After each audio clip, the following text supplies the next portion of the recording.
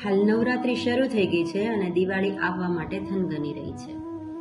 અત્યારે તો બજારમાં બહાર નીકળીએ એટલે રંગબેરંગી બજારો જોવા મળે। અમે અસ્મિતા વિકાસ કેન્દ્ર સંસ્થાના મનોદિવ્યાંગ બાળકો આ રંગબેરંગી દેખાતી બજારોમાં અમે પણ થોડો અમારી મહેનતનો રંગ ભરવા માંગીએ છીએ। આપ સૌ અમારી સાથે જોડાયેલા છો। આપ સૌને અમે અમારી સંસ્થા પર અમારા વ્યવસાયિક તાલીમ કેન્દ્રની મુલાકાત લઈ અમારા રંગબેરંગી કોડિયાઓ ખરીદવા માટે આમંત્રણ આપીએ છીએ। અમે આ સંસ્થામાં પ્રવેશ લીધો ત્યારે કદાચ અમારા માટે આ દુનિયા ખૂબ અઘરી હતી, કારણ અમને સામાન્ય લોકોની જેમ વ્યવહાર કરવામાં ઘણી જ મુશ્કેલીઓ પડે। આજે અમને અને અમારા માતા પિતાને ગૌરવ થાય છે કે આજે અમે અસ્મિતા વિકાસ કેન્દ્ર સંસ્થાના વ્યવસાયી તાલીમ કેન્દ્રમાં સામાન્ય લોકોની જેમ વ્યવસાયી કાર્ય કરી રહ્યા છીએ। અમે અહીં શેલ્ટર્ડ વર્કશોપમાં કામ કરીએ છીએ, એટલે એકબીજાની ખામી અને ખૂબીઓના પૂરક બનીએ, એકબીજાને સહયોગ કરી સૌ સાથે મળીને આગળ વધીએ।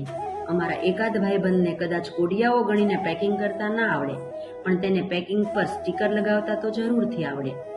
જેને જે કામ આવડે તે સાથે મળીને કરીએ અને આપે અમોને અમારા પર ભરોસો રાખીને આપેલ ઓર્ડર અમે તૈયાર કરીએ।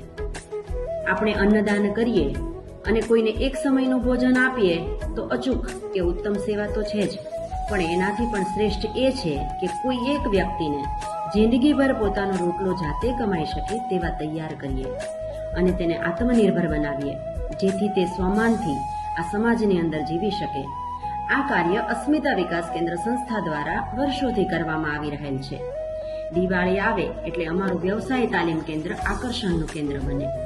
અહીં અમારા મનોદિવ્યાંગ બાળકો વિવિધ પ્રકારના રંગબેરંગી આકર્ષક કોડિયાઓ, મટુકી દીવા, તુલસી દીવા, રંગબેરંગી બેગો, ડેકોરેશનની વિવિધ વસ્તુઓ, વિવિધ પ્રકારની આકર્ષક સુગંધ ધરાવતી ધૂપ અગરબત્તીઓ બનાવી રહ્યા છે।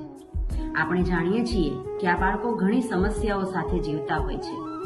વારંવાર પુનરાવર્તનથી શીખવવામાં આવે ત્યારે તેઓ કાર્ય કરી શકતા હોય છે।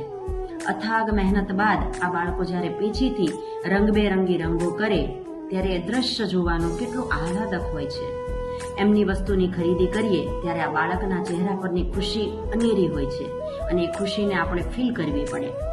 જેવી રીતે વરસાદને મહેસૂસ કરવો હોય તો તેના છાંટાઓના સ્પર્શને હથેળી પર ઝીલવા પડે, તો જ આપણને વરસાદનો સ્પર્શ અનુભવાય। તેવી જ રીતે જો આ બાળકોના ચહેરા પરની ખુશીને મહેસૂસ કરીએ તો આપણા હૃદયને પણ કંઈક વિશેષ કર્યાનો એક સંતોષ અનુભવાય। તો ચાલો સૌ સાથે મળી આ બાળકોના ચહેરાની ખુશીનું કારણ બનીએ અને આપણા તહેવારોને સાથે સજાવીએ। ધન્યવાદ।